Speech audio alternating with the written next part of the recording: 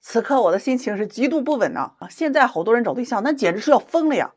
上午有一位84年的姑娘，今年是38岁，来找对象，本科学历，事业单位上班，身高在160左右吧，身材蛮好的，这长相，哎呀，我就不评价了啊，自己猜。重点是择偶要求。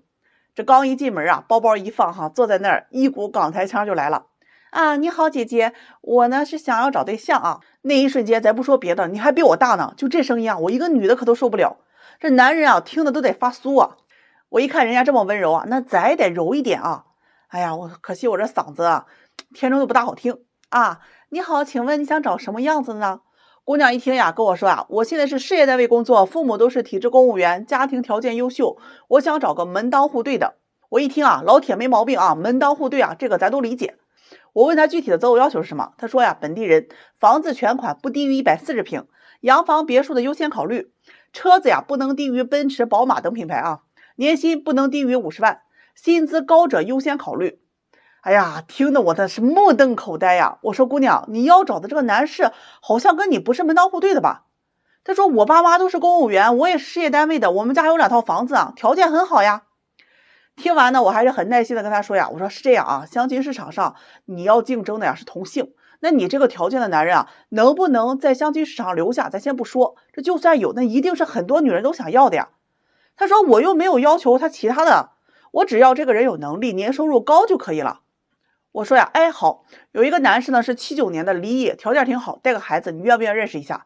他说那有孩子不行，我还是未婚嘞。那有个80年的男士啊，做买卖的，早起晚归啊，就摆摊嘛啊，能吃苦，一年能赚个几十万，你考虑不？他说不行，年龄这么大了，工作环境还这么差，我是事业单位的。我说那有一个男士啊，是和你同龄的84年的，自己啊开车行的，赚的也挺多，但是个子不是很高，有160左右，还有点胖，这个外形啊不太合眼缘，所以啊一直不太好找。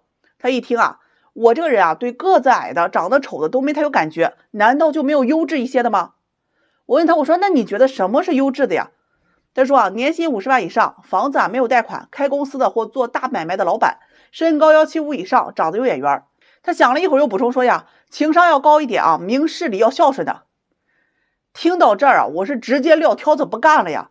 我给你找不到这样的男人啊，大姐，你要求不止多还高，你现在这个年龄啊，必须要认清楚自己，人家年薪50万的，干嘛要找你呢？找个年轻的事不那么多的不好吗？他听了就极度不愿意啊，跟我又强调了一遍啊，自己是事业编，这个父母都是公务员等等。我说你这要求啊，我肯定是帮不到你，你再耽误下去啊，就要40了，更难找了。你要是信我啊，听我一句劝，你要么年龄别卡得这么死，对吧？也别要求人家离异不离异的了，你把年龄啊放宽到50岁，我还能给你看看。他一听就很激动的跟我说啊，我才30岁啊，要找一个50岁老头吗？你搞错了吧？我忍了一下啊，我说那你啊年收入就别要求这么高了，50万多少人能达到啊？他接着说啊，如果一个男人一年赚不到50万的话，连我的生活费都负担不起。我一听啥？你还有生活费？他说自己啊一个月工资啊5000多点，按照现在这个物价，没个万了八千啊根本活不下去。我反过来问他，我说你的意思是你要找个有车有房、年收入50万以上的男人，还得每个月给你额外1万块钱的生活费吗？他理直气壮的跟我说呀，对呀，不然我嫁给他干嘛呢？疯了，实在是忍不住了啊！林子大了，什么鸟都有啊！你找对象那简直就是异想天开呀！姊妹儿，快40的人了，还挑3拣4，这儿也要那儿也要，再挑下去啊，都要停水停电了呀！84年的法拉利，它外表再怎么新，它发动机也快漏油了呀！这姑娘听完啊，拿起包就走啊！临走还跟我说呀，你这边资源没有就说没有，别扯什么我要求高，我要去别人家。看着她离开呀，我心里还真是有点难过。在相亲市场上认识不清啊，真的会害了一个人的。我这人呢，向来对事不对人啊。有人来找我找对象呀，那简直把我当成可爱的 Hello Kitty 了。上午呢，有一位83年离异多年带孩子的大妹子来找对象啊，个子不高，160不到，长相呢只能说是4、5分吧。这个离异多年带一个女儿，她来找对象，要求啊就一个，希望男方年收入20万以上就可以，也接受男方离异，也接受男方带孩子。我问她，我说你做什么工作？她说呀，自己现在没上班啊，孩子上初中，花费也不多。前夫每个月给打1500的生活费，但孩子呀马上就要上高中了，这个学费就要贵了呀，家里开支啊也会变大，没有男人那可不行。我问他，我说既然钱不够用，为什么不去上班呢？他说自己学历不高，年龄还大了，以前啊在服装厂上班，现在还要接送孩子，也没时间去。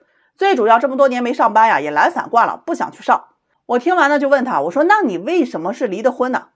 他说呀，自己和前夫老是吵架，我们俩脾气不太好，他不让我，我也不让他，时间长了就过不到一块去了，自己也想找一个脾气好的。听完我就跟他说现在男人都希望女人温柔一点，那你再婚能改脾气吗？他说我改不了，这脾气一辈子就这样了，男人不都得大度，应该让女人吗？听完我就忍了忍，毕竟做服务这一行业咱也得有耐心我问他，我说结婚之后还能要孩子吗？他一听妈呀，我都40岁了，我还要啥呀？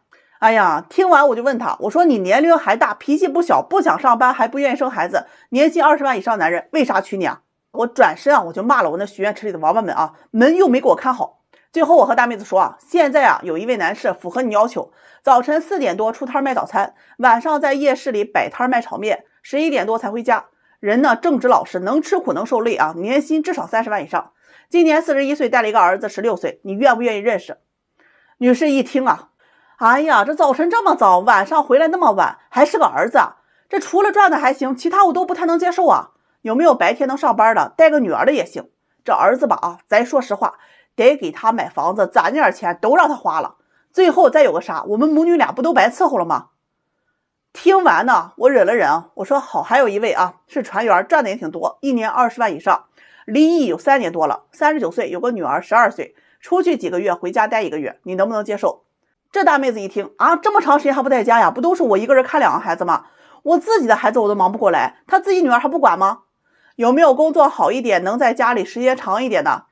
我说有，坐办公室，是个经理，年收入20多万，今年40岁，有个女儿，他爸妈给带，不影响你们生活。哎呀，这大妹子一听可高兴了，说这个行。我说人家这个男士要求女方35岁以内，有稳定工作，不带孩子，身材好，长相佳。他一听就不太愿意，嘟囔了一句条件不咋地，要求还挺高。最后我是忍无可忍你能不能现实一点？40岁人了，没点独立能力，光想着嫁男人吃饭，不给生孩子，也不愿意伺候人，光想着照顾自己的孩子，别人孩子还嫌麻烦，想要赚得多还挑别人工作，工作好的赚得多的还能照顾家里的，人家娶你干啥呀？你是身材好，年轻，能生孩子，能听话，能照顾家里吗？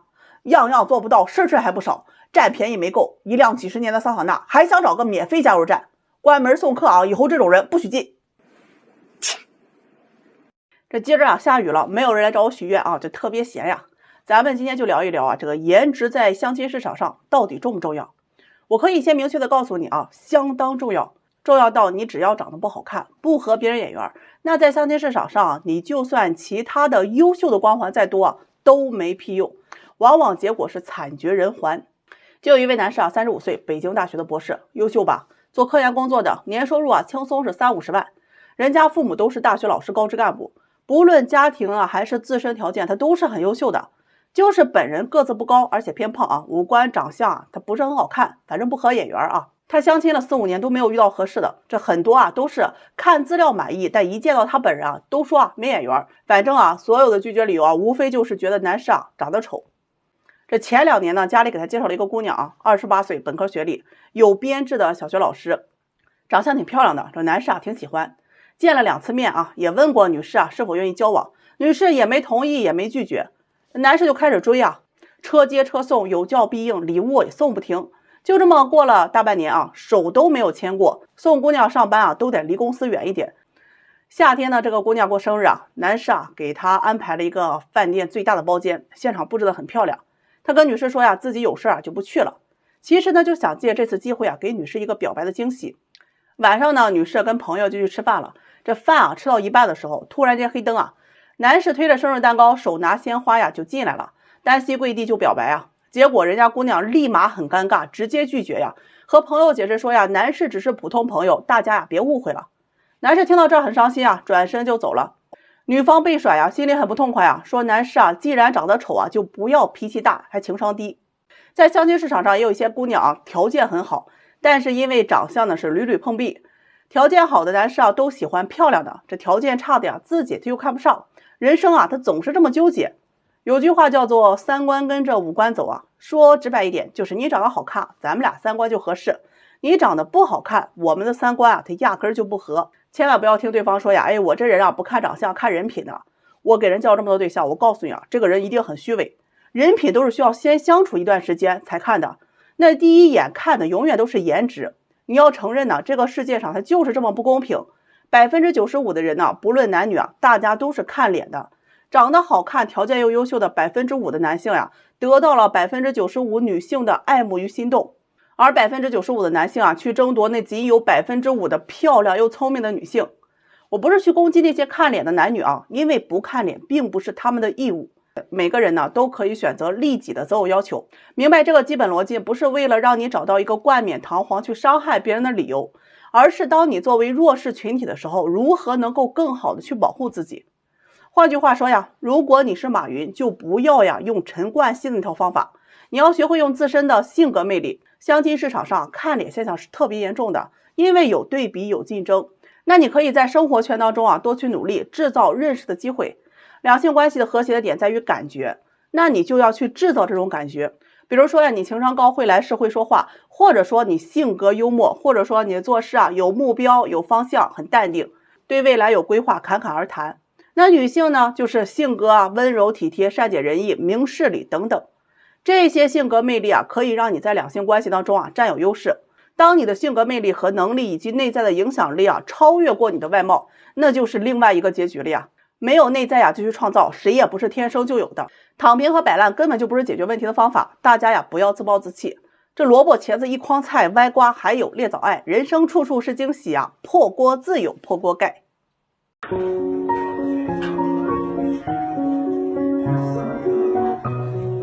哥们儿姐们儿，咱们来找对象能不能实在一点？我实在是超不了给你们交对象那都跟猜灯谜一样，我都得猜半天。今儿一个姑娘来找我找对象跟我说自己一点都不挑，要求呢就3点：人品好、有上进心、有责任心。听着感觉是挺好看着要求是挺简单，实际上呢是难于登天我就问他对这个外形长相这一块有没有要求？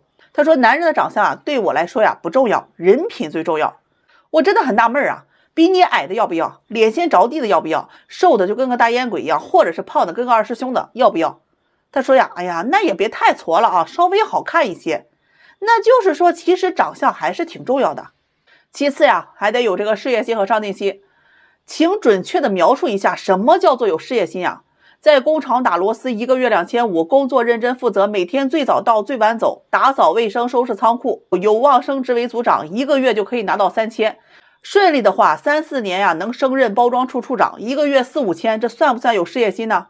还是同样在工厂打螺丝体验生活的厂长的儿子，1个月也是2500，人家每天躺平混吃等死，突然有一天继承家产，分了2个工厂，转身一变成了厂长，外加分了6套房子和1000多万，每月光收租就上百万，这种算不算有事业心呢？你会选谁在你眼里衡量事业心的标准是对待工作的认真态度，还是可预期的赚钱能力还有就是你说的要有责任心这个咱得具体分析一下。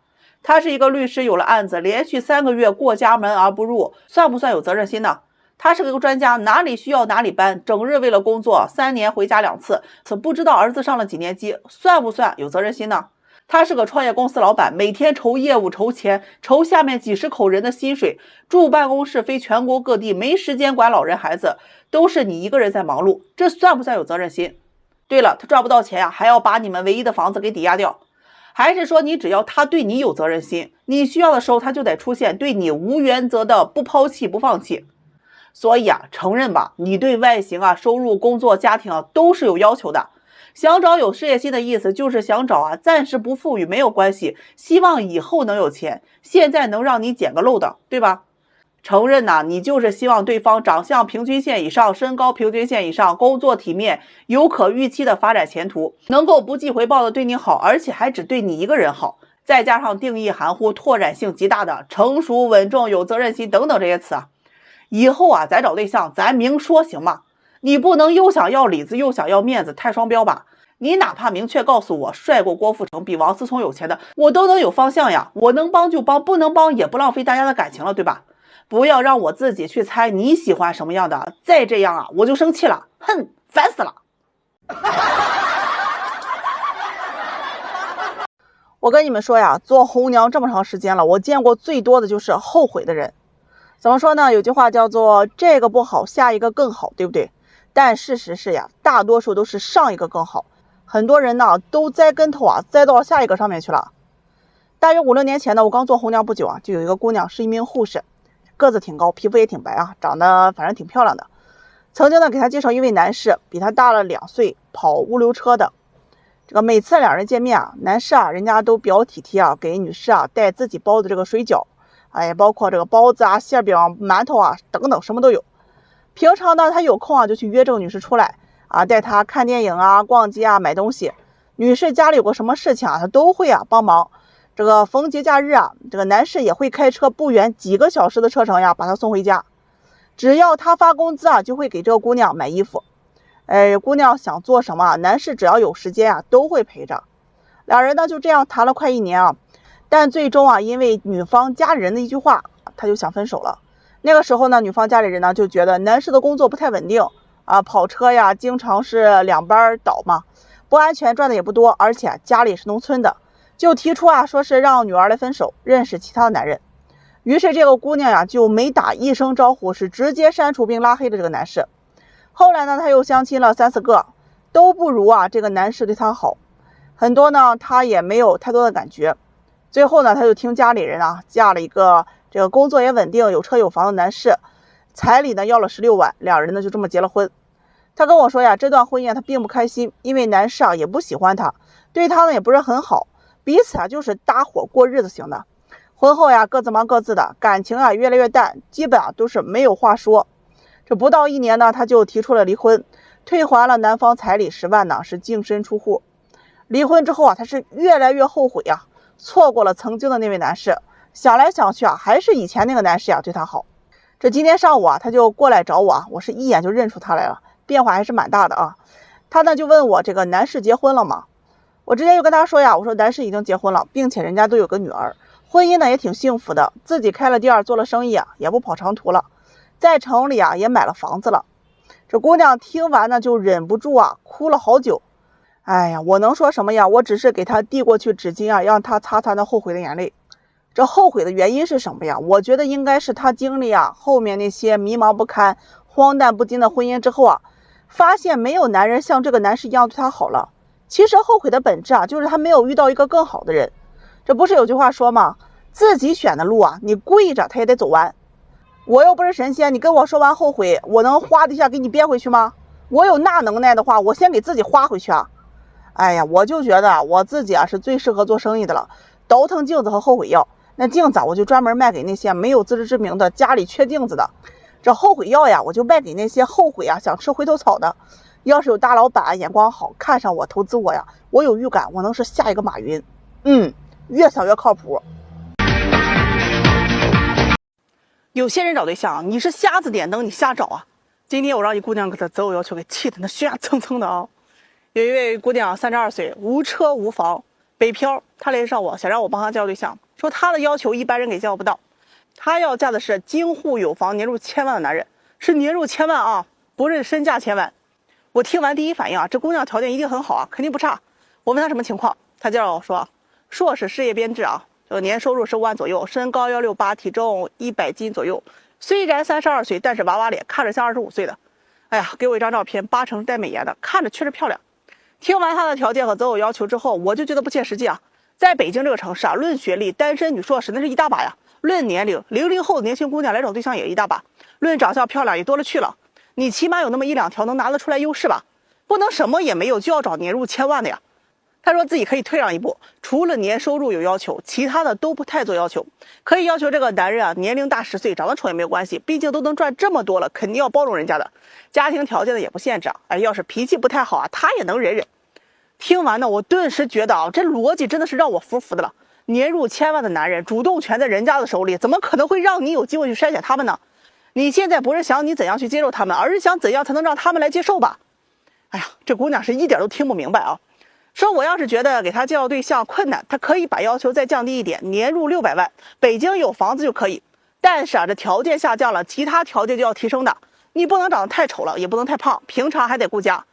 哎呀，血压呀，真的王八都给我摁不住，听得我呀一时找不到词来形容啊。就你这智商和思路，你真的配年入10万的，我都觉得费劲啊。我说姑娘啊，我给你举个例子，你看我手上这款行李箱是我最喜欢的，我为什么会喜欢它呀？首先它牌子硬，地平线8号，美国著名的箱包品牌，罗永浩、周杰伦都是它的明星用户，绝对是有实力吧。其次，你看它外形颜值，宽拉杆设计，超级时尚大气，尽显高级感。360度轻音轮，钢制双轴承材质，坚实耐用。我出去旅游啊，推它推的特别的顺滑稳定。关键啊，人家还超静音，箱体100%PC 材质，更轻更有韧性，不易破裂。你看人家这很小的细节都很精致。拉链采用的是知名的拉链行业鼻祖日本 YKK 拉链，顺滑持久。拉杆还是航天级金铝制拉杆，高于普通拉杆的3倍寿命。内里的分区隔层设计啊，特别让人满意，太实用了。这选行李箱啊，就跟选人一样，谁不想选个质量好的、颜值高的、与众不同的？喜欢啊，就别错过，可以点击购买。你看我买个箱子，我都要看颜值、看实用性、看价值，何况娶老婆呢？更何况人有钱男人娶老婆呀。很多年入100万来找对象的男人，人家的择偶要求，首先第一个年轻好看，其次呀性格温柔不作不闹，第三个家庭无负担，原生家庭良好教育。年薪1000万的男人的择偶要求，哎呀，要么有钱，要么有权呀。他听完就跟我反驳说呀，哎呀，并不是所有男人都像我说的那么现实啊！网上好多晒自己经历的姐弟恋的，相差10岁的，女方离异带娃，哎呀，男方又有钱对她好的，嗨，你可以看看我的评论区啊，还有说80岁老太遇到迪拜王子的，为什么杀猪盘专挑大龄剩女下手啊？因为你们相信不劳而获呀，相信着千万条馅饼，相信国产科幻剧的剧情会发生在你自己身上。你们最擅长的就是自己欺骗自己。有钱人身边有多少主动贴上去的年轻女性啊？还轮得到大龄剩女吗？有那些不切实际的择偶幻想呀，不如啊脚踏实地的上班工作，没事多健健身，提高一些腰臀比更实际一些。这个世界上有钱人都不是傻子的，1000万1年的利息就几十万，你想空手套白狼啊？什么都不提供就想嫁给他们改变阶级，可能吗？那些有钱人，你当他们是没见过世面吗？能用1万块解决的问题，没必要搭上1000万呢。你要有自知之明的，你想找个1000万的，要么肤白貌美大长腿，上得厅堂下得厨房，温柔在床，要么圈子有资源有智慧。这个社会的等级划分啊，阶级锁定的是非常明显的。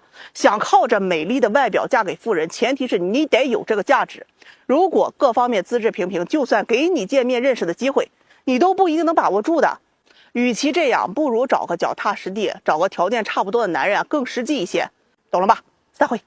好多伙伴跟我说呀，哎呀，姐姐啊，你每天都吐槽一些七了八怪的，怨我吗？这世道啥情况没数吗？那王八都离职了，信息都没了呀。咱今天就给你们分享个相亲成功的故事啊，你们得记住一句话：幸福的故事都是一样的，只有不幸的故事呢才千奇百怪。去年夏天的时候，有一个姑娘来找对象。我印象特别深啊，那是我做婚恋这么多年头回遇到一个3观非常正的女孩子，96还是97的啊，私企上班，大专学历，长相就是那种一看就很单纯的人。她来找我啊，主动跟我说自己家条件不好，父母都是农村的，家里有个弟弟，但是因为年龄大了，不想家里担心，想找个对象。你跟她说话就感觉到那种很淳朴啊，很朴实的感觉。我问了她基本情况之后啊，她跟我说了一段话，我印象特别深啊，大概就是啊，我家里是农村的，我不介意别人嫌弃我，但我从来不因为我父母是农村而觉得丢人和自卑。相反，我们有一个很温暖的家，最开心的就是一家人围在一起吃一桌很普通的饭。你和他沟通完之后啊，你就觉得这姑娘真的超懂事，3观超正。她是觉得条件都是暂时的，只要一家人齐心啊，努力生活，一定可以把日子过好。后来我就给她介绍一个电力公司的一个小伙子啊，95年的，大了1岁，当时他们俩是老乡。小伙子个子挺高啊，这话不多，一看就是老实人。他们俩在办公室的第一次见面啊，互相印象都挺好。后来这2个人就每个周嘛，一放假就去约会啊，2个人都没有车嘛，就坐着公交车去海边、去动物园、去游乐场。2人赚的都不多，这姑娘出去约会从来不要求吃贵的，而且买单是有来有往，过得也是比较节省。就这样2个很普通的人啊，慢慢走到一起啊，也没有什么表白。就是有一次啊，饭后2人沿着马路散步，这男士呢就主动牵起这姑娘手，问她我能一直牵着吗？人家姑娘很开心啊，说行，你牵一辈子都行。于是这2个人在路口坐着呀，就看着车来车往啊。这男士就说呀，我条件不好，其他相亲对象都比较嫌我房子在郊区啊，家是农村的，一个月只赚几千块，你难道不嫌吗？人姑娘就说嘛，那有啥呀，我不也是农村的吗？我一个月比你赚的还少，我还买不起房子嘞，你比我厉害多了。哎呀，这男士听完之后心里很开心啊，指着就路上的豪车就说，我一定努力让你也能坐在这个车里。哎，指着远处的房子说，我一定负起责任，把生活过好，我们以后也会在这里买一套房子，你在家里照顾好孩子，我就使劲赚钱。就这样啊，2个人是确认了关系，谈起了恋爱。生活当中啊，两个人是互相帮助，遇到问题会很耐心的问彼此的意见，两个人从来没吵过架。去年11左右，女方家里想看看这个男孩子，这姑娘就带着男士去了商场，给他买了一堆衣服，给他打扮的漂漂亮亮，去见了女方父母。人女方父母也没有问很多关于车房的问题，而是问了很多关于以后家庭的打算，说了女儿的缺点，希望能够多包容多担待，做得不好就跟家里人说。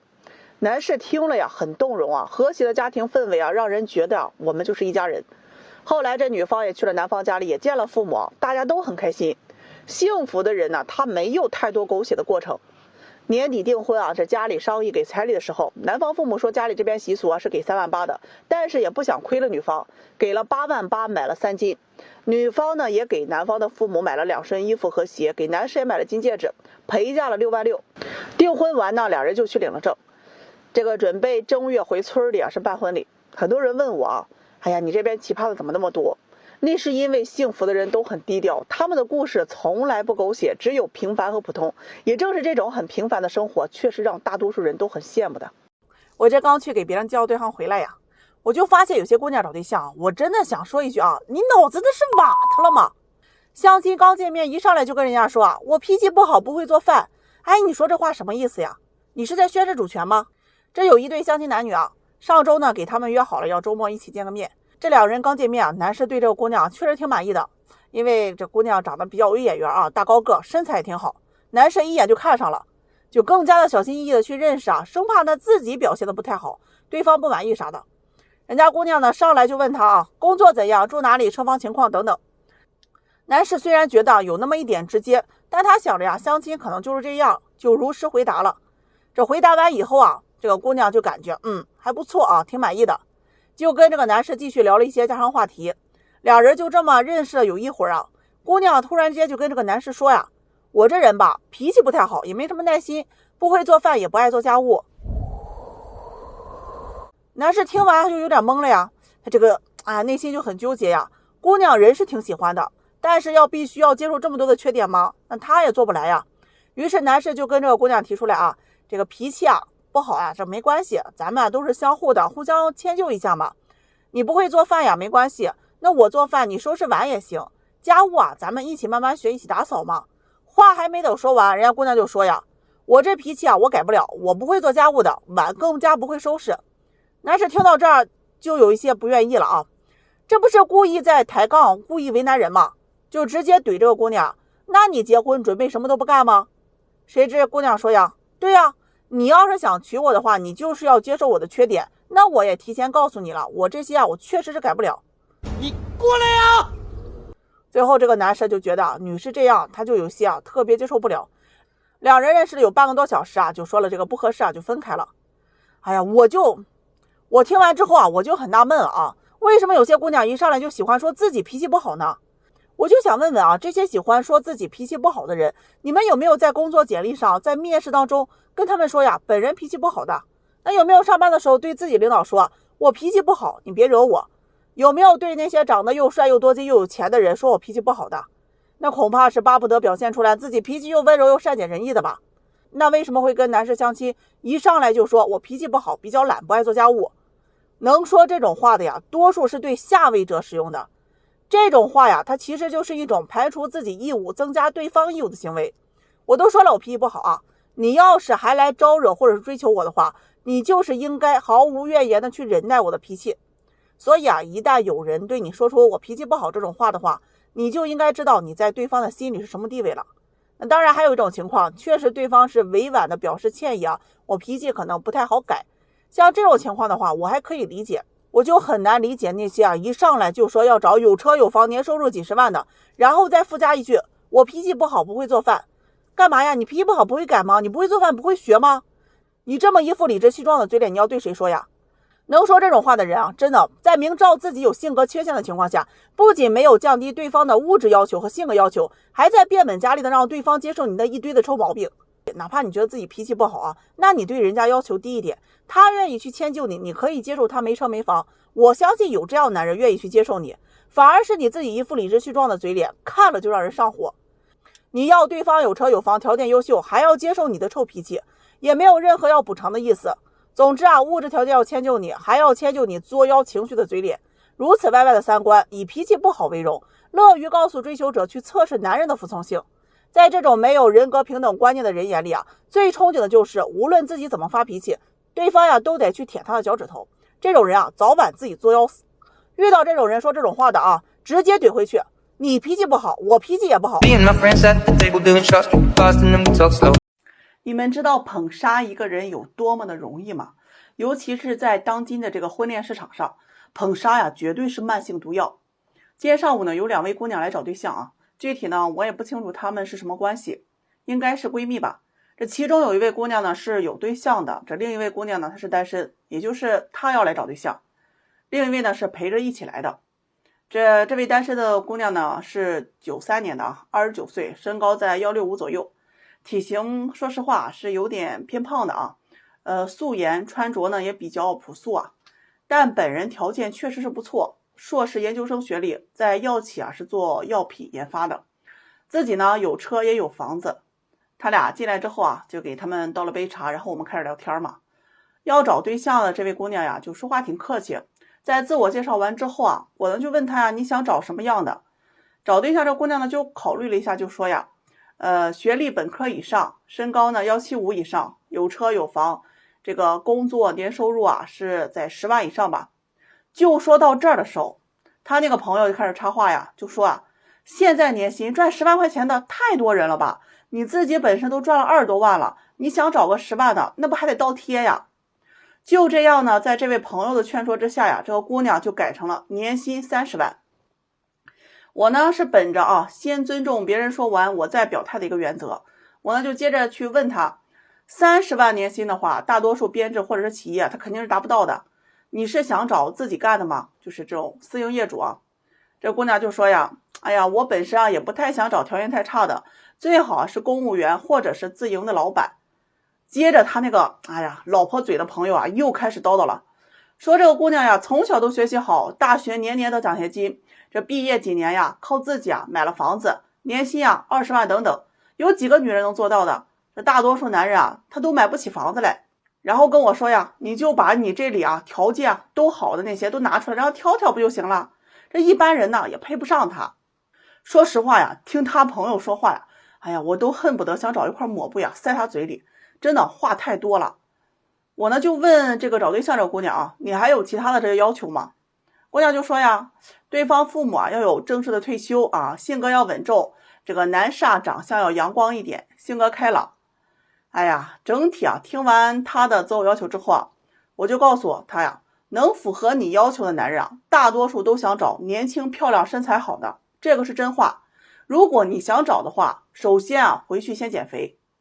这时候他朋友你知道吗，又开始说了，减什么呀，我看着一点都不胖啊，这喜欢你的男人啊他怎么也喜欢，不喜欢你的你减肥他也不喜欢呀。我听在这真的是实在是忍无可忍呐。我又对他那个朋友说呀，你这样不停的去夸他，你就是在害他。人呢贵有自知之明，你只有正确的认识自我之后，你才能够客观的去评价自己的实际情况。我不知道你这样去捧他的什么目的啊，但是你这样只会让他迷失在这种糖衣炮弹当中，变得是自以为是。他朋友呢可能听到就是怼他这一块啊，就觉得有点不太高兴，也不说话了。我呢想来想去啊，也觉得没必要去考虑对方的面子了。我再委婉的去说啊，真的怕这姑娘听不懂。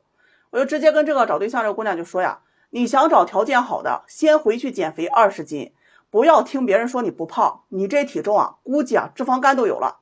再去学习基本的化妆，不要总是素颜，脸圆呢就长发呀烫个中大卷儿，女孩子呀出门多穿裙子，不要总是牛仔裤。想嫁得好呀，你得有男人看得上的资本。哎，我就说到这儿啊，他那个朋友可能又开始有点不服啊，就跟我说呀，凭什么要看男人的脸色，要有他们看得上的资本。我听完呢，我就没搭理啊这位被毒鸡汤灌输着火入魔的这个朋友，真心啊替她男友生活在这样水深火热之中啊感到不值啊。我就对找对象的这个姑娘说呀，任何人呢夸你的话呀全当屁话，要学会自我反思自己的不足，想找默契的灵魂一眼就能看上咱的，不在相亲里面找，是在坟堆儿。还好呢，这个姑娘比较听劝啊，说拿出个几个月的时间呀去改变一下。这个临走啊，她朋友还在那说啊，哎呀，你这么优秀啊，条件好，看上你的男人多的是啊，别听他说的。最后我想说呀，脱离实际的赞美啊，是铺满鲜花的陷阱，但批评啊，一定是防止你摔倒的拐杖。有一男士给我打电话，那相亲气的呀，跟我吐槽，老师，我都追了他3个月了，就是一副很冷淡，欠他800块钱的样子，我追还是不追啊？我一听这还追个锤子呀！男士跟我吐槽啊，3个月之前啊，家里人给他介绍了一个姑娘，她是95年的事业单位工作，3线城市，年薪在8万，还可以啊。女孩子呢是96年的，在物业工作，年薪大约4万。这姑娘呢是男士他妈妈去交电费的时候认识的，男士就想着，哎呀，我妈能看上的，认识一下也行，这起码省了婆媳关系啊。于是啊，这2个人从夏天大约在5、6月份啊加了微信，简单的聊了几句之后就互相没再联系过，也没聊过天啊。这在朋友圈里躺尸4个月，去年11这姑娘从老家回来了，突然诈尸啊，给他发信息啊说想见面，说自己啊被家里人给催婚了，目前只有男士符合家里的要求，想早点见面给定下来。男士这一看啊，头回有姑娘主动约他，很是兴奋啊，发胶定型通通给安排上，然后穿得板板正正的去赴约去了。第一次见面是一个周末的晚上，2个人简单吃了点炒菜，人家姑娘是主动掏钱请客，这行为啊，男士非常上头，好感度拉满啊。头回啊遇到这个主动付账的，一定要珍惜。饭后呢，他就主动约着姑娘去看电影。哎呀，电影院里你想想乌漆麻黑啊，男士就主动拉这个姑娘的手啊，谁知这姑娘直接就给他推开了，说了句啊，我们现在保持一些距离比较好。这男士给受打击了啊，就想着这8成是不喜欢我吧，哎，算了，知道而退吧。结果回去托人问问女方意思，女方又说愿意交往，整的男士就很懵啊，这是啥意思呀？爱搭不理还同意交往，那既然人女方说愿意了，咱也别挑了，就主动呗。平常呢，2人都是工作啊，这男士啊就给这个姑娘点外卖，网上买一些东西送给她。女方呢也是来者不拒，天气不好，男士就主动的车接车送。家里人催着说，哎呀，男人嘛多主动一点。于是他每天就跟这个女方聊天啊，可是人这姑娘要么回复信息不及时，要么就是哦，反正态度很冷淡啊。男士啊不问他，基本是不带回的。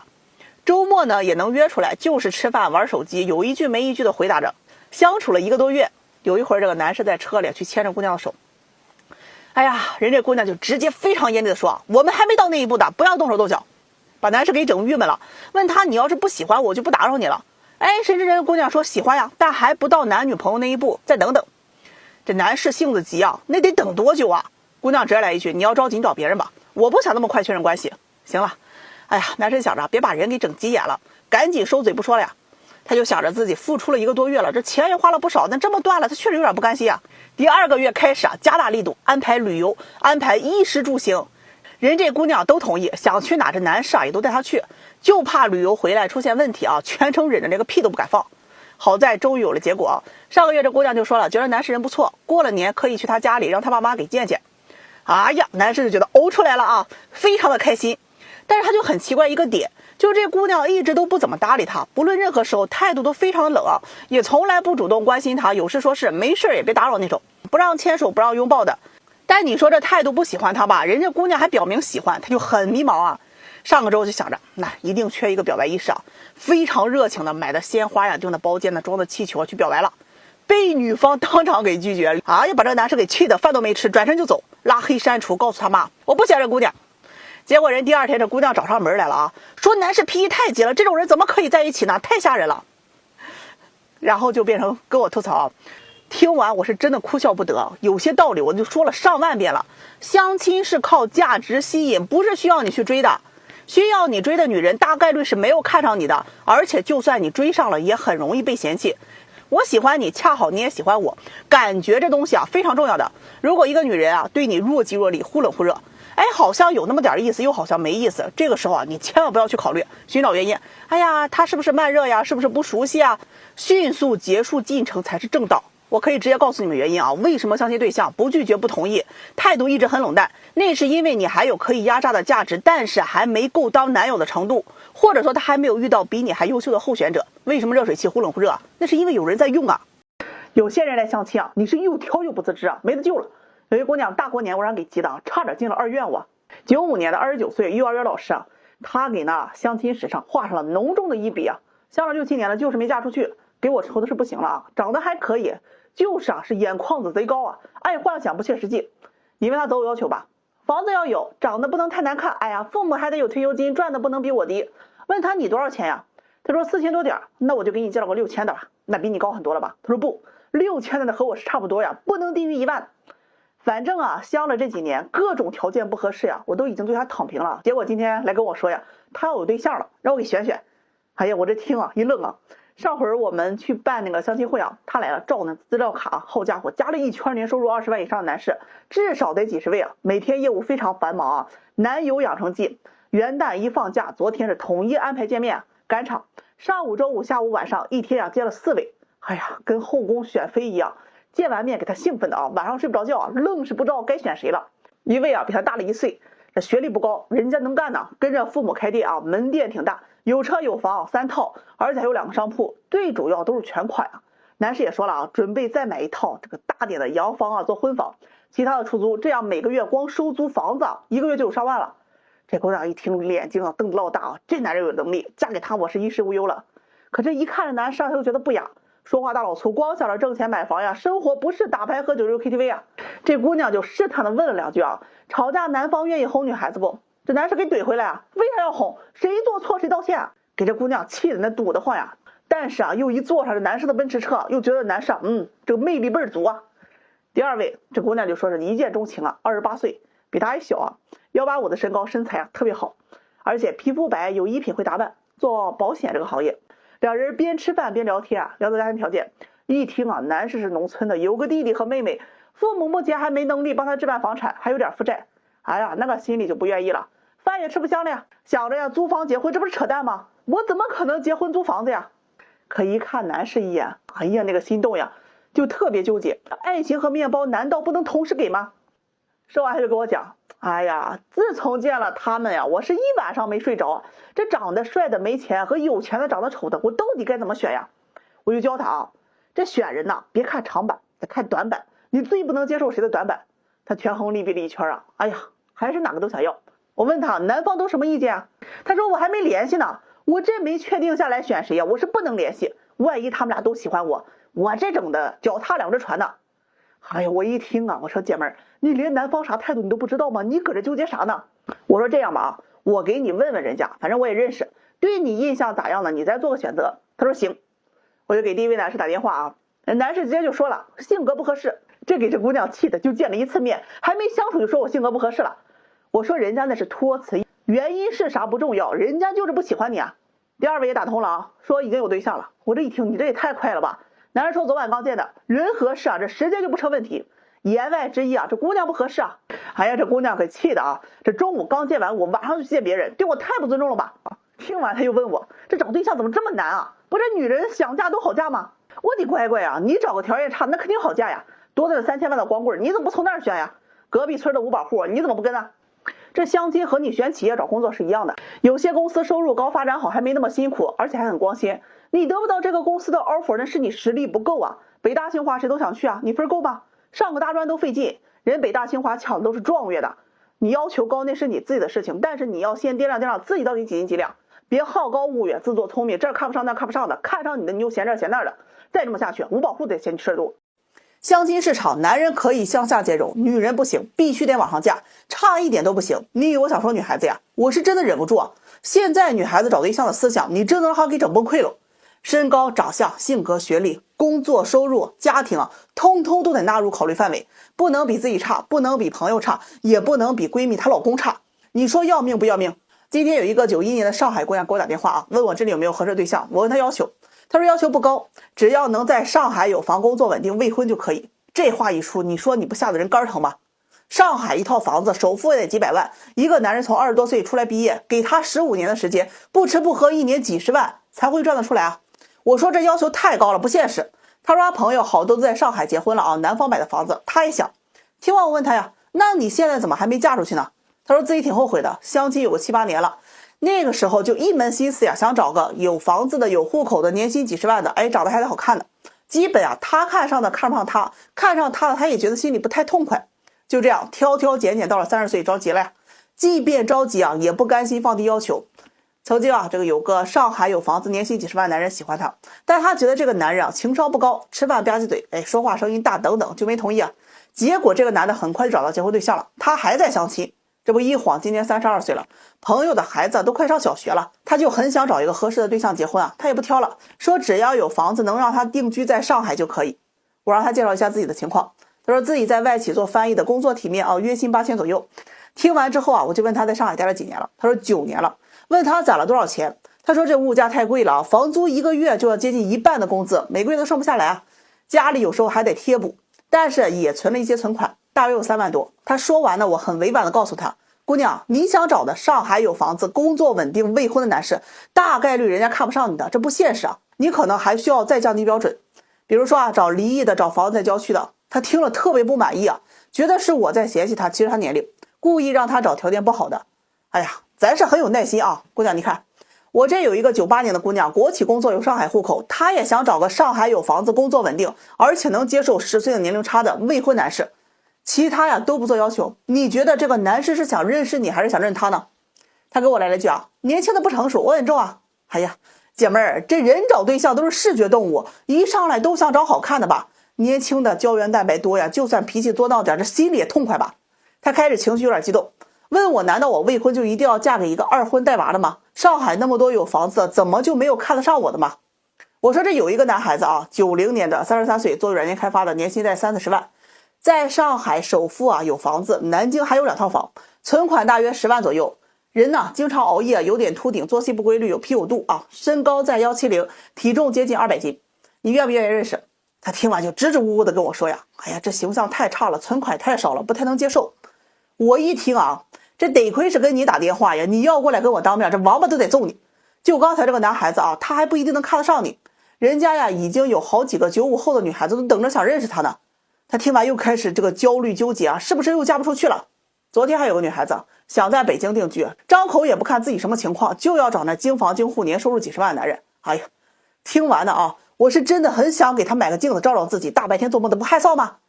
很多来相亲的姑娘们明里啊说没什么要求，暗里的择偶要求啊，相貌、品行、身高、学历、收入、家庭等等都要考虑进去。理由啊，不能委屈自己，不能比别人家的差，不能让父母失望。低学历、低层次的男性们都不足以成为择偶对象了。现在这个社会啊，也营造了一种这样的环境，有意无意的去引导女性的择偶观，学历、工作、家世都变成了择偶的筹码。干得好不如嫁得好，总是希望通过婚姻不劳而获，跨越阶级。很多毒鸡汤啊，潜移默化的去影响着他们的婚姻观。你要是找一个比你差的老公啊，你就是一个彻头彻尾的 loser。我就在想，三毛跟荷西的故事，如果放在今天，就不是撒哈拉的故事了。哲学女博士与高中男技师宣称他们是真爱，这话题这流量，男女双方瞬间都能被当下的婚恋观给喷成筛子。人嘛，自知之明是很重要的，有一个正的婚姻观，你找对象你也能幸福的。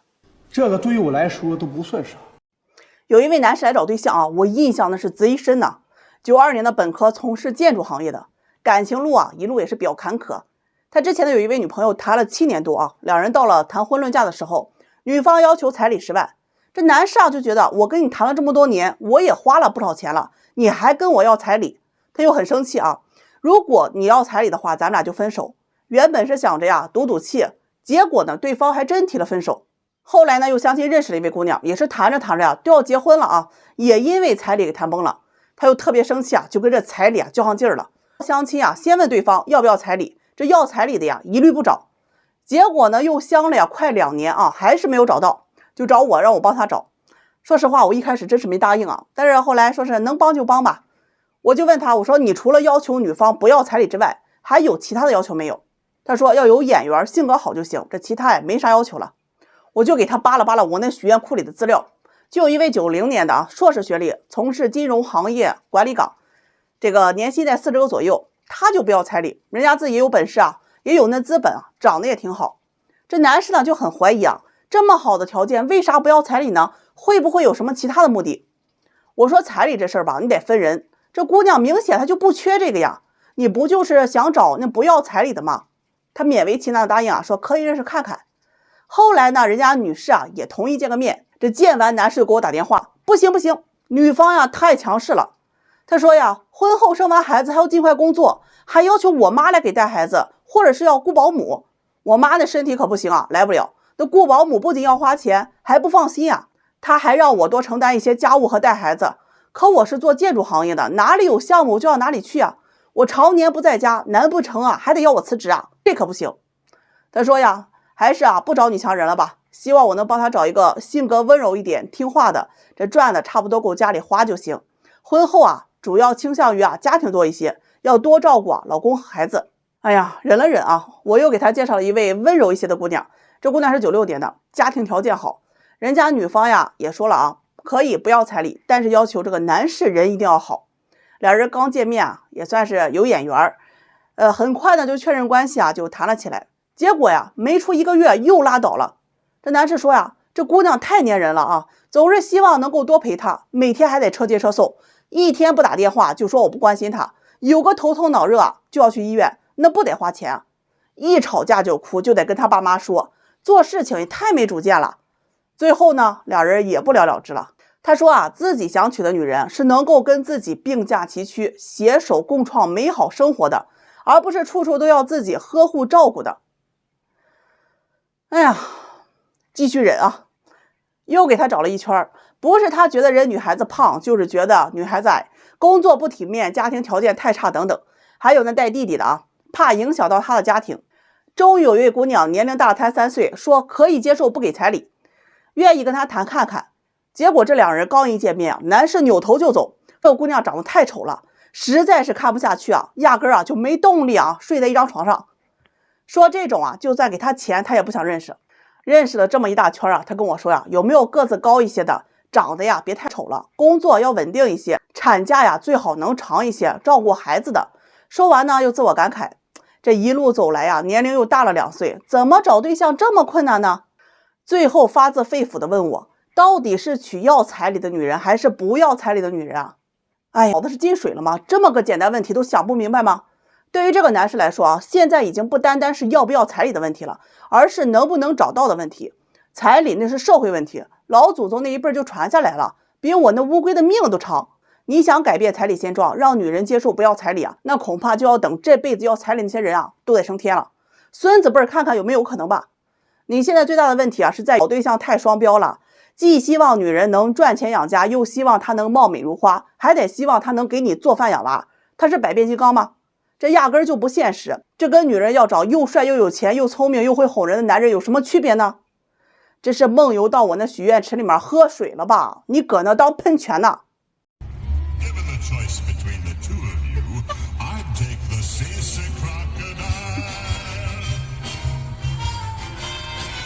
我感觉我为你们都快操碎心了你们相亲能不能有点招昨晚一个大男人心情特别压抑的告诉我，自己又被甩了，都快40了还是找不着老婆，车房存款都有，工作也不错，差哪了？同样的有的男人车房没有，存款负债几十万，从来也不缺女朋友。作为一名目睹过成百上千的老实人和渣男的权威人士，今天就给你们解答一下老实人到底差哪了。那举一些简单的场景大家来品一下。这第一次见面，老实人穿的是板板正正去跟姑娘相处感觉就特别拘谨小心翼翼如履薄冰对待女方是特别客气，处处讨好，生怕一点做不好留下一个坏印象。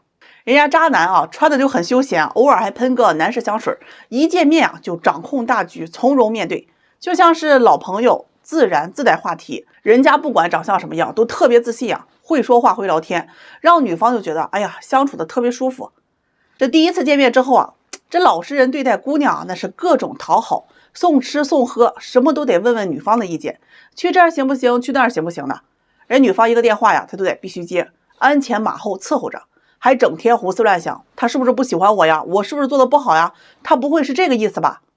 这渣男会直接跟这姑娘说，走，一起去玩吧，还有几个朋友一起，这人多热闹。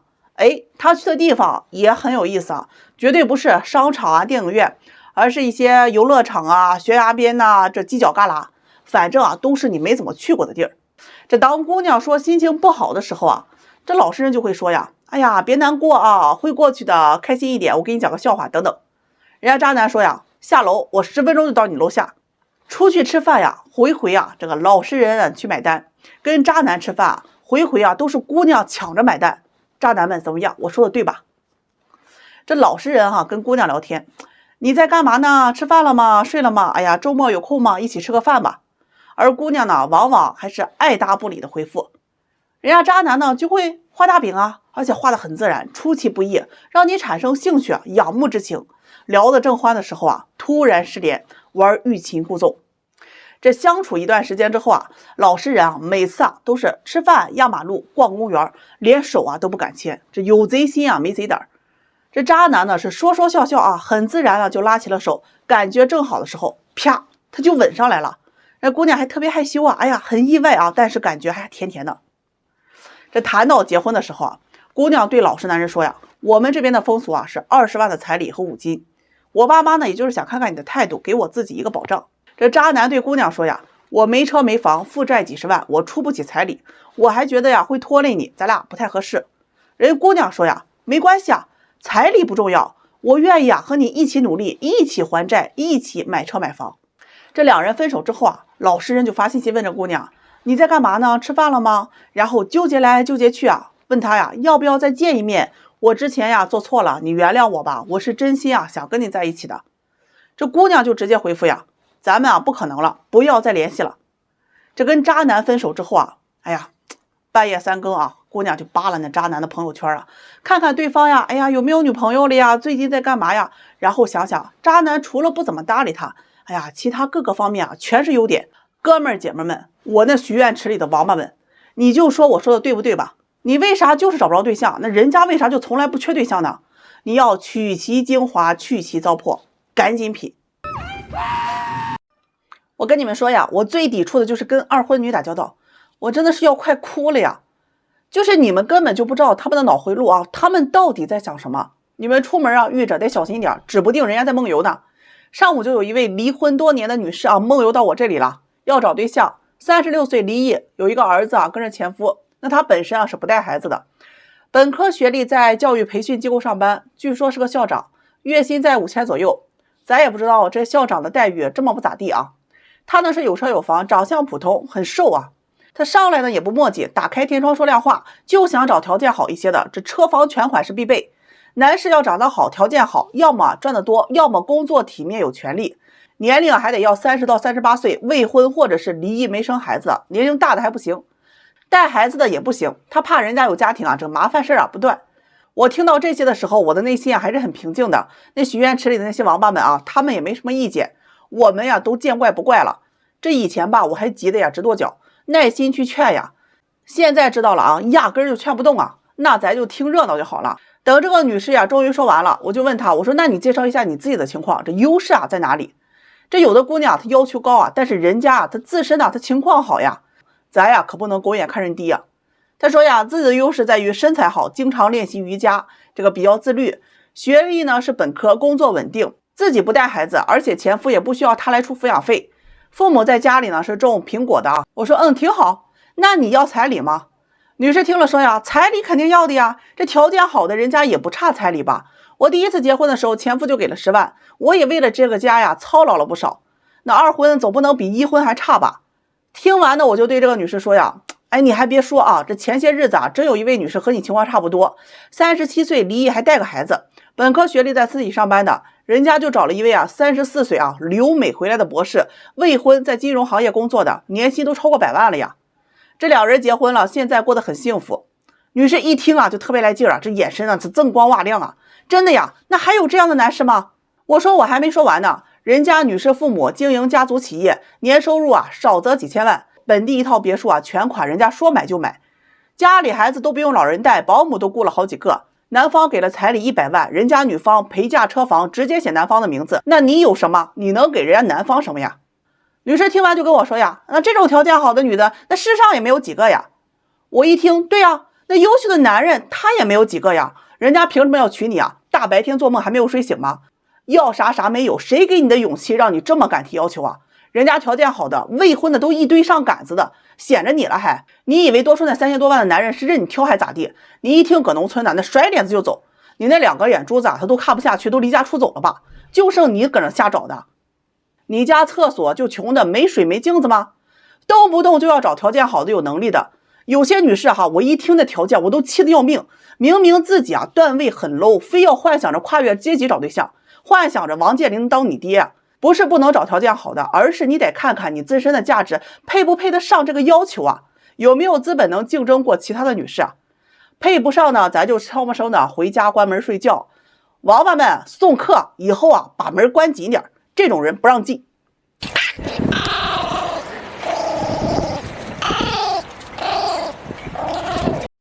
今天呢，一位43岁的未婚女士跟我说她后悔了。我听完后是真的非常有感悟。她说的话呢，我分享出来与大家一起共勉。希望未婚的伙伴们一定要听完。她说，曾经在24岁我谈过一个男朋友，2人谈了3年多，他对我非常好，他也是我现在最后悔错过的。那时候我们住在北京只有20多平方的地下室里，每天赶地铁去上班，他发了工资都会带着我去买衣服，去吃好吃的。我们计划着攒钱买房结婚。那段日子啊，虽然穷，但却是我过得最开心的。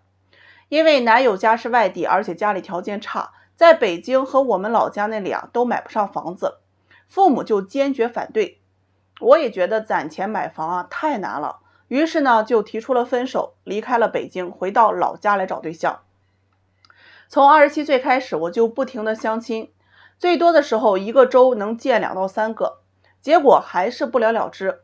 大多数都是我看不上对方，有感觉的呀条件太差，这条件好的呢，要么长得太丑，要么个子太矮。我就想找一个看得过去的，起码出门啊不至于别人说呀怎么找了这么个人吧。于是呢挑挑拣拣的，一直到了30岁，我真的开始着急了，开始发慌。那一年呢，我遇到了一名同龄的船员，年薪20多万，有车有房，都装修好了且没有贷款，个子呢也挺高，我觉得各方面呀都凑合。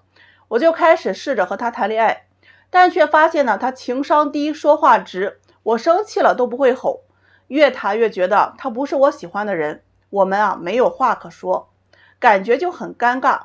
我于是提出了分手。那一年呢，我妈骂我说我挑3拣4，可我也只是想找一个我喜欢的。后面2年呢，我干脆直接摆烂，因为家里催婚催得我好烦，我干脆不想结婚了，摆烂吧，活着一天算一天。直到我33岁那年，母亲重病，临走之前呢和我说最后悔的就是拦着我，没有让我和第一个对象结婚。那个小伙其实他挺喜欢的，但是因为怕我结了婚吃苦，所以拒绝了。我听完呢，心里是五味杂陈，但是为了照顾母亲的感受我就跟他说，我本来也不喜欢那个小伙。最后母亲还是带着遗憾离开了。我开始悔恨，我已经33岁了，为什么还要去挑挑拣拣？和谁过不是过呢？之前好多物质条件也不错的，如今人家都结婚了，我却还高傲的单身着。接下来的2年，我进入到了疯狂的相亲阶段，到处请别人给我交对象，各种婚介，各种平台，我能去我都去，但是我还是没有嫁出去，因为大多数都是别人嫌弃我年龄大了，我再怎么精致打扮，依然掩盖不了眼角的细纹。还有那些不想找单亲家庭的，这是让我最受伤的。可是我改变不了别人的看法。后来媒人接二连三的跟我说现在没有合适的了。我知道他们已经不想给我介绍了。接着呢，我开始找离异没有孩子的，结果长得丑的我还是不喜欢，条件差的我还是看不上。我再怎么劝自己我都做不到。最后我们这边的媒人都传开了，都不愿意给我交对象了。我开始陷入了深深的恐惧当中。我错了，真的错了。希望遇到一位有感觉的就可以，我也不挑了，也不要求什么物质了。39岁那年，因为出差遇到了一位聊得来的男士，离异不带孩子。我以为爱情终于眷顾我了，却发现呢，对方有一个瘫痪多年的母亲需要照顾，我又拒绝了。直到今年我43岁了，人生过了一大半，我才知道我活的是多么的可笑。当初遇到的那些哪一个都比现在的这些男士要好。我后悔的不是自己到现在还没有结婚，而是我曾经过分的追求感觉和物质，导致我错过了很多。我希望那些正在相亲或者大龄的未婚姑娘听我一句劝，遇到一位对你还不错的，条件也可以的，能结婚就结婚吧。世上没有那么多的缘分可以遇见，年龄对女人来说太重要了。过了30，你就会发现你遇到的男人一个不如一个，不是让你将就，而是不想让你去后悔。希望你好好珍惜年轻的这段日子，找到幸福。刚刚我去给人提亲回来了，哎呀，浑身乱糟糟的，就觉得这个头发昏、四肢无力、喘不动气，特别憋得慌。刚才去药店量了一下血压啊，还好，一切都正常。我也算是那种见过大风大浪大场面的人啊，毕竟提亲的次数多了。这提亲啊是啥情况都有啊，我都见怪不怪了。这男士呢是90年的，女士呢是92年的，俩人呢是在我们这个自己这个线上平台上认识的。这网上聊得挺好，后来呢就互相加了微信，互相彼此喜欢，一来二往，俩人就这么成了。男士是在汽配厂工作的，这个姑娘是在超市里面上班。我特别要夸一夸这姑娘人家这个人特别好，性格特别温柔。他们俩还没结婚但是他们俩会有一个共同的银行卡，这俩人发了工资都是3-7分，70%都存到这个卡里面去，说要一起在结婚之后这攒了钱给家里用的。这个男生也没给姑娘买过什么东西，人家姑娘也不要觉得有点乱花钱嘛。这不马上年底了双方父母的意思就是要见个面过来谈谈，两家要定个亲。男方呢就委托我帮忙去提个亲。那我们这边请媒人提亲会是比较正式，而且还能控制某种激烈的局面。至于啥局面大家也是懂的。这今天呢我就去了一趟女方家里人家女方家呢是在这个城中村，这个女方父母都在。说明来意之后大家也都开门见山也不墨迹，直接说重点，那就是彩礼。女方父母跟我说彩礼要10万，而且会陪嫁回去。我一听我就问他们是陪嫁10万吗？女方父母接着笑起来就跟我说开什么玩笑，彩礼是彩礼，陪嫁是啥我们说了算。我问那具体是个啥我这边得写礼单呢。这大叔性子比较急就先说话，如果给我们10万彩礼，我们就给他陪嫁5个家电。这话还没等说完女方妈妈的胳膊肘是立马就怼了过去，啥5个，你说了算了。然后转过来跟我说就陪嫁3个家电，还嘱咐了一句放心都是最好最贵的。我当时我就觉得有点懵因为这个男方家里他是已经装修好了，而且已经住上人了，怎么也不可能缺家电吧？难不成要买个电饭锅吗？真的是想啥来啥这大姨跟我说那既然家里都装修好了，那咱们就缺啥买啥吧，给买个洗碗机，买个电烤箱，还有一个电磁炉。这大叔在旁边就有点看不下去了就喊着说哎呀，你给置办好一点的吧，别整一些锅碗瓢盆的。然后大姨听了就很生气别胳膊肘往外拐，你出钱还咋地？大叔听完可能就兜里没有钱一声不吭上一边去了。这大姨就开始解释哎呀，我们也想买冰箱洗衣机那他们现在都有了，我们只能置办一些日常都用得上的。你看这个洗碗机好的都要几万，还有电烤箱给他们买那种嵌在这个橱柜里面的那种大的也得好几万呢。要买个电磁炉寻思小两口你吃个火锅对吧，冬天他也用得上，还得要质量好的，也得小几千听完立马给我整不会了，这大姨可能觉着我们家没这些大家电是不？总之呢，按照大姨的算法，这些家电这3件套起码要5万。这喝了口茶之后就慢慢的给他们沟通这事儿他得磨男方的意思呢是彩礼是31800，也不需要女方来陪嫁。这女方父母听了就说那不得让人笑话死了，我就这么一个姑娘，彩礼还能那么低吗？如果不要陪嫁，那彩礼最低是88000，一分不少。我说大姨你看你要买这些家电它也得大几万了，按照10万给你，你手上剩下也就有5-6万了吧，你咋还越要越高呢？接着大姨就是一副我不管的样子。后面呢又沟通了一会儿还是不行。看着大叔我就有点希望寄托于他。人家大叔看了我一眼，直接转身去了屋里。看来这家庭地位是有点堪忧最后是好说歹说女方同意了6万6的彩礼，不给陪嫁。当我把这个结果告诉男方的时候，人家男方父母的这个态度就反差很大人家就直接同意了，意思说多给点就多给点吧，钱呢还能赚，别把亲家的面子给撕破了，以后还都来往呢。就这样呢，这门亲事就这么定下来了。哎呀，提亲的心呢，那可是真累婚介这个行业如同过山车禁止高血压、心脏病等患者加入，保命要紧。